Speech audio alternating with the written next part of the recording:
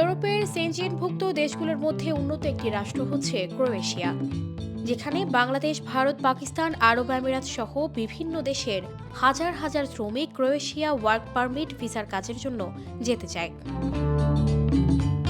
তথ্য বলছে, সাধারণত ক্রোয়েশিয়া কাজের জন্য যেতে চাইলে অবশ্যই ক্রোয়েশিয়া ওয়ার্ক পারমিট ভিসায় কাজের জন্য যেতে হবে, কারণ বিশ্বের উন্নত দেশগুলোর মতোই এই দেশেও কাজের জন্য শুধু ওয়ার্ক পারমিট ভিসা চালু রয়েছে। তবে অনেকেরই ভিসা জটিলতার কারণে মধ্যপ্রাচ্য থেকে ইউরোপের দেশ ক্রোয়েশিয়ায় যাওয়া সম্ভব হয় না। তারা এবার কুয়েত থেকে খুব সহজেই পাড়ি দিতে পারবেন ক্রোয়েশিয়ায়। কুয়েত থেকে ক্রোয়েশিয়ায় ওয়ার্ক পারমিট ভিসায় যেতে চাইলে আবেদনের জন্য বেশ কিছু নিয়ম উল্লেখ করা হয়েছে। ভিসার জন্য আবেদন ফর্ম পূরণ করে ভিসা অফিস বা কনসুলেটে আবেদন জমা দিতে হবে। তবে অনলাইনেও ভিসা আবেদন ফর্ম পূরণ করা যাবে।